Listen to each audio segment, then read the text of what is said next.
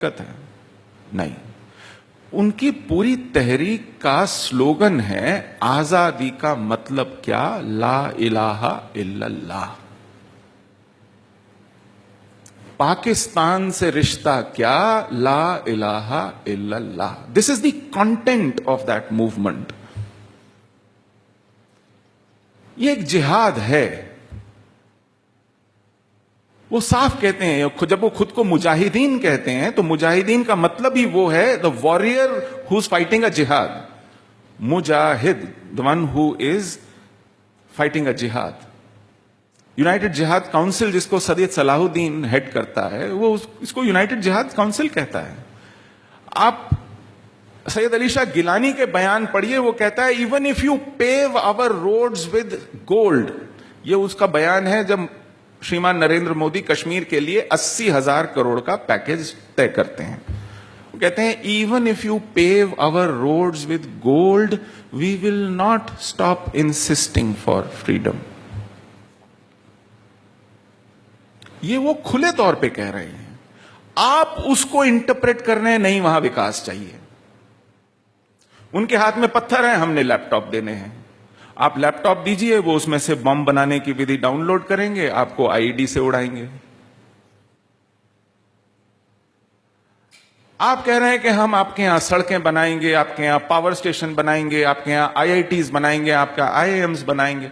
वो कह रहे हैं भैया हम पढ़ के आते हैं अमेरिका से, इंग्लैंड से, आप क्या बात कर रहे हो? हमारे पास कमी है क्या? इस देश में किसी 5 स्टार होटल में यदि कोई शॉपिंग आर्केड हो जहां एक भी दुकान हो, तो वो आपको किसी कश्मीरी मुसलमान की पाएगी जहां वो कारपेट और शॉल्स और अखरोट का काम बेचता है। पैसे की कमी नहीं है। वहां का औसत इनकम भारत की औसत इनकम का दुगने से ज्यादा है। कश्मीर घाटी की अर्थव्यवस्था पूरे जम्मू कश्मीर की अर्थव्यवस्था का 70% है। पूरे कश्मीर में 1100 के करीब चार्टर्ड अकाउंटेंट हैं। कश्मीर में केवल 125 हैं। किसी को यह करियर भी नहीं सूझता क्योंकि वहां कोई टैक्स नहीं देता।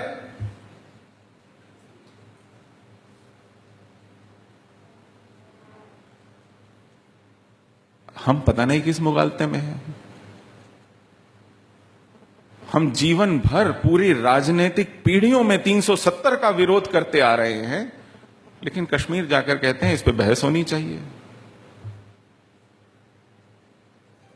आपके मैनिफेस्टो तो नहीं कहते कि इसमें बहस होनी चाहिए, वो तो कहते हैं इसका निषेध कीजिए। आप 70 साल से बहस ही तो कर रहे हैं। अगर इस पे बहस होनी थी तो फिर डॉक्टर श्यामा प्रसाद मुखर्जी बलिदान देकर के क्यों आए भाई? आप हर अभ्यास वर्ग में गुरु दक्षिणा के हर कार्यक्रम से लेकर विजयदशमी के संबोधन तक घुट्टी में घोल के पिलाते हैं हमको। तो आज देश, समाज आपसे सहानुभूति रखने वाला, आपका अपना देशभक्त वर्ग आपसे कोई अपेक्षा रखता है, क्योंकि उसके पास आपके अलावा कोई ऑल्टरनेटिव नहीं दिखता है।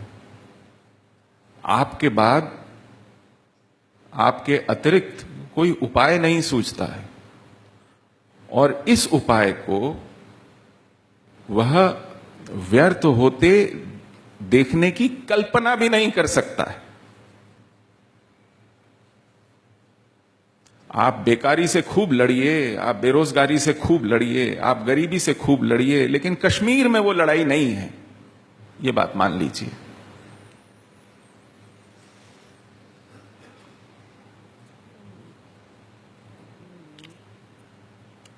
मैं यहीं समाप्त करता हूं, लगता है मैंने बहुत समय ले लिया है।